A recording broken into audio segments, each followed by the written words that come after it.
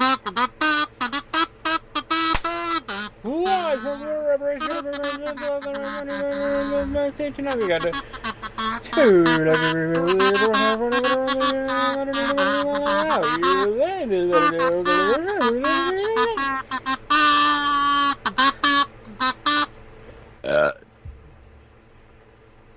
Welcome to the show. I'm Steve. That's Jay. Hi. Hi. Hi. Oh, let's get to it. Hi.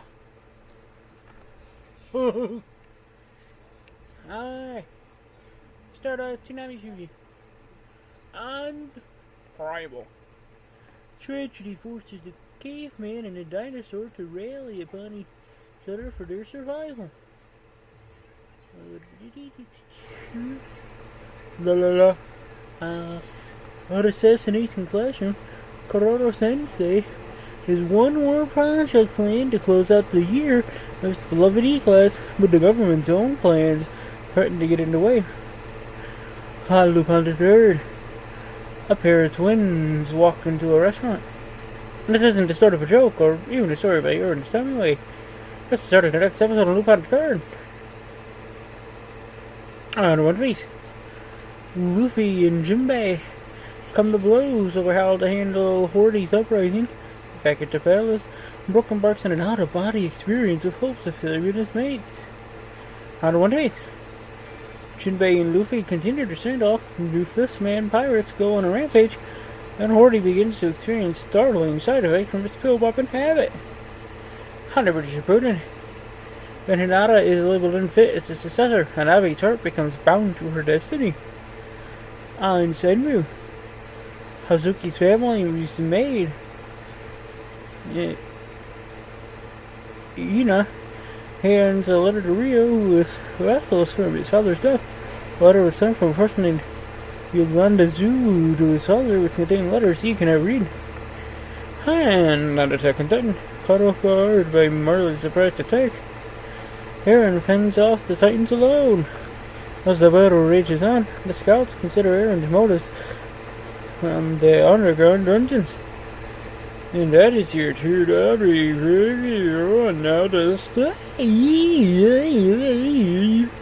for the rest of the show. All right, thank you very much.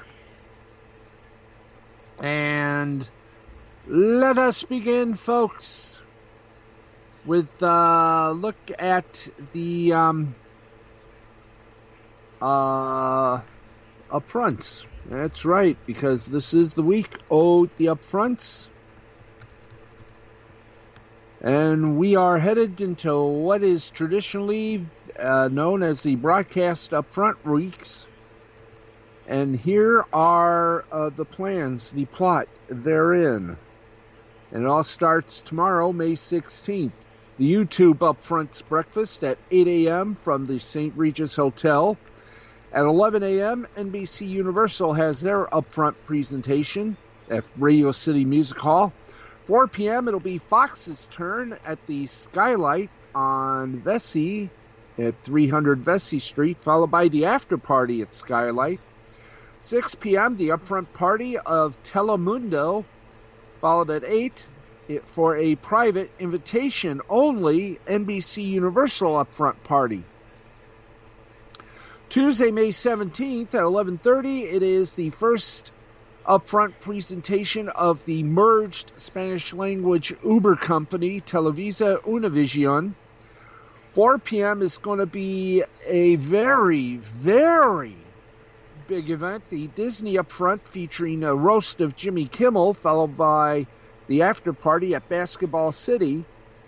8 p.m., it's the YouTube brandcast from the Imperial Theater in New York. Wednesday, May 18th, this one even bigger. 10 a.m., it will be Warner Brothers Discovery, their first since the merger. And the big news that's going to come from it is there's going to be a new leader for the Turner Networks. And from what some are saying, for those of you wrestling fans, you don't need to worry. AEW will be featured prominently in the Turner Network's fall schedule. 4 p.m. Oh, by the way, the Warner Brothers Discovery little announcement will be done at the Hulu Theater in Madison Square Garden. Wonder what they're going to say about Cartoon Network. We'll find out as well. That'll be on Wednesday. 4 p.m. It'll be Paramount's up front, which means Paramount, CBS, and all the little Paramounts. Followed by the after party at immediately following. Thursday will be the moment of big announcement. 11 a.m. It'll be the CW's upfront presentation where they will probably announce that they have been sold. A majority stake has been, let's try that again. A majority stake of the CW network has been purchased.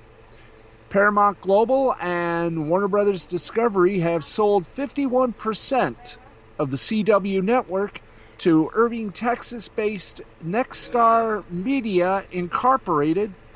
They are the parent company of a lot of great stations, including Mid-Michigan's WLNS, WLNS, Pardon-moi, and WOTV. In the Upper Peninsula, it'll be WJMN. So Nexstar will be the majority owner of a network. Congratulations. 7 p.m., there'll be the private party, of course. That'll be for, invitation only. Everyone else had their little shindigs the first week of May. And, of course, there were podcasts on the second week. Cable, of course, they had theirs as well. Nickelodeon's will be March 24th, National Cinemedia on the 28th, and on April 6th, it'll be the AMC Networks. So, there you go. Cross your fingers for luck, as they say. And let's give you a little Toonami news as well. That's what we do here. We're bouncing back and forth. And the week from... shall we do the week of Toonami? Yeah, why not? Let's see here. Not much literally going on.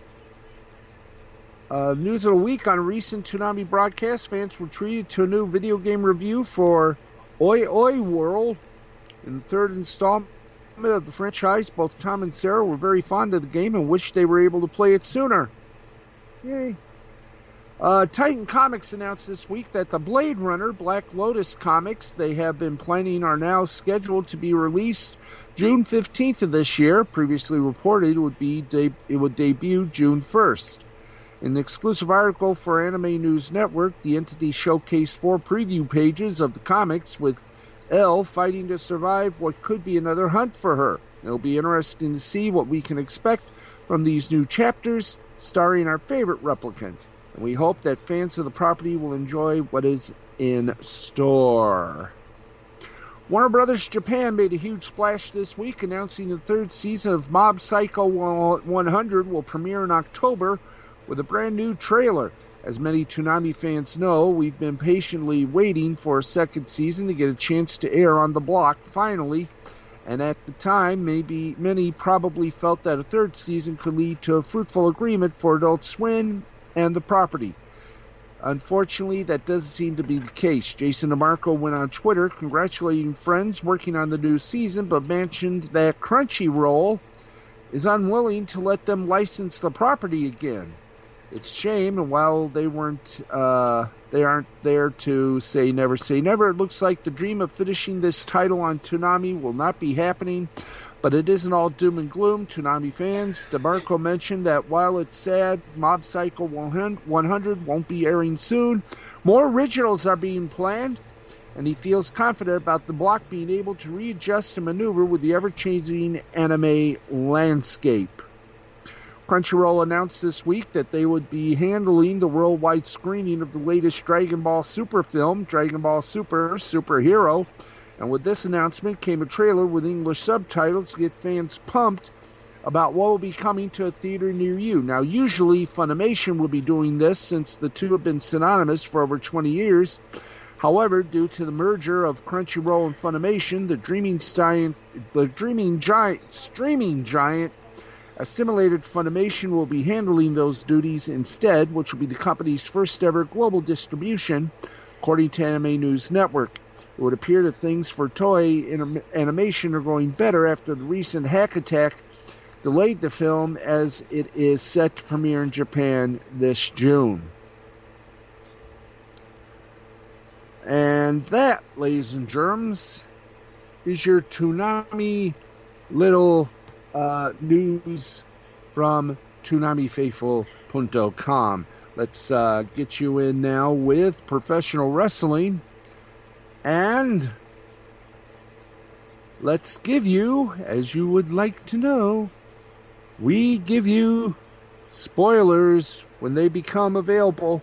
Well, we have the spoilers for tonight's little edition. They for New Japan Pro Wrestling. They held its Strong Collision TV tapings in Philadelphia. During Sunday's event, Fred Rosser defeated Tom Lawler to win the New Japan Strong Openweight title. Former WWE superstar Killer Kross was also at the Collision tapings. Now the spoilers courtesy of ProWrestling.net. J.R. Kratos, Jorel Nelson, and Royce Isaacs defeated the DKC of Kevin Knight and Alex Coughlin via pinfall. Aria Davari defeated Delirious via pinfall. Kyrie Fredericks defeated QT Marshall via pinfall. David Finlay defeated Danny Limelight via pinfall. Great Okan, Kyle Fletcher, Mark Davis, and Aaron Henner defeated Jonah, Bad Dude Tito, Shane Haste, and Mikey Nichols via pinfall. Jeff Cobb defeated Willie Mack via pinfall.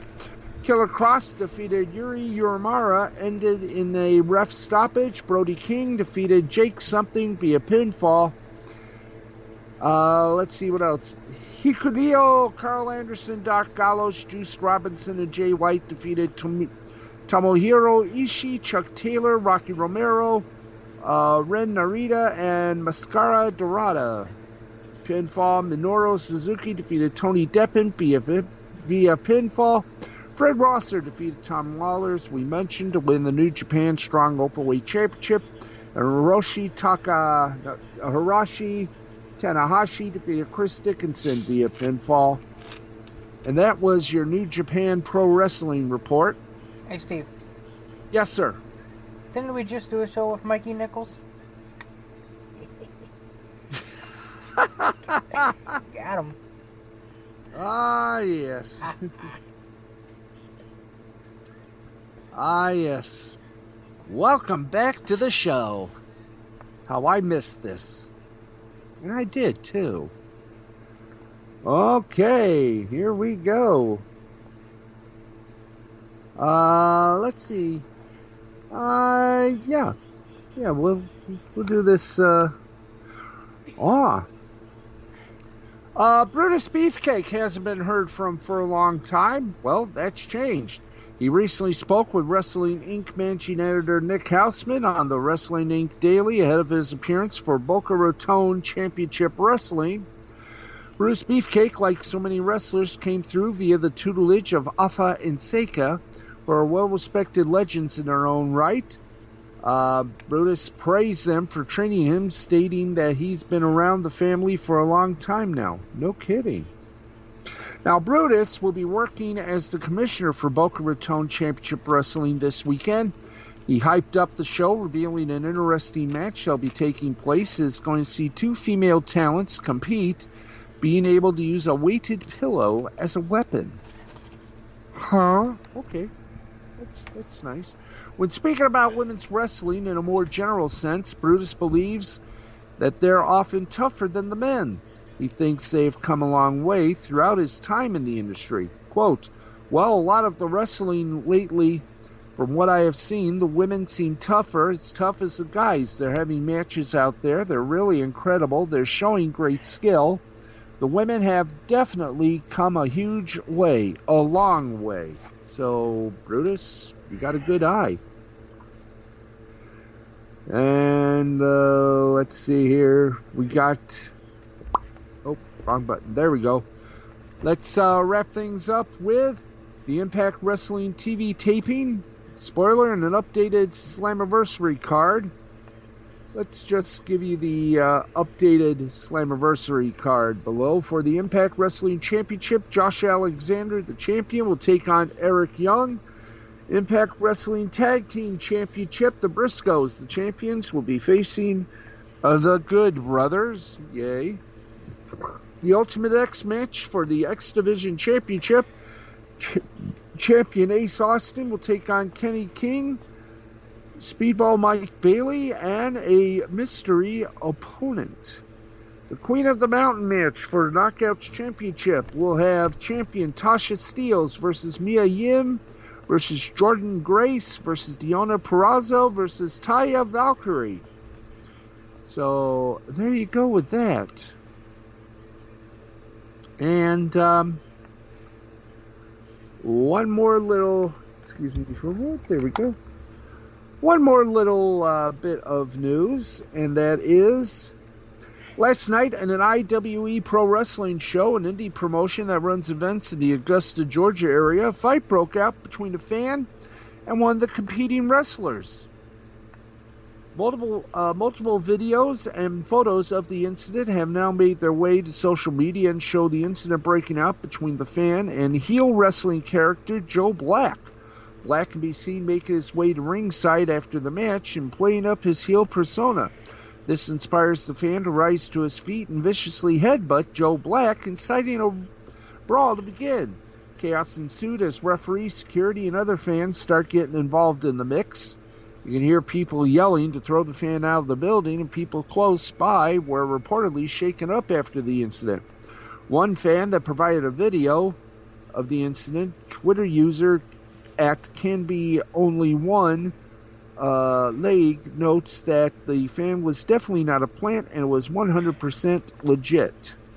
There's no word on if charges will be filed following the brawl, but Wrestling Inc. will keep you updated. Wow. Of course, none of that happens here in Jackson, so you believe that, ladies and gents, believe it. Okay, and that is it for your wrestling, your entertainment, and everything else. That was anime, wrestling, and of course the latest entertainment news. We'll be back next week. Brain, you got anything more? Nope. All right, then. We are Vominos. We're out of here until next Sunday at the same time. This has been a Mystifying Creativity production in association with Brain Scan Entertainment. For the Brain, I'm the Baxman, Cuckoo Cachoo.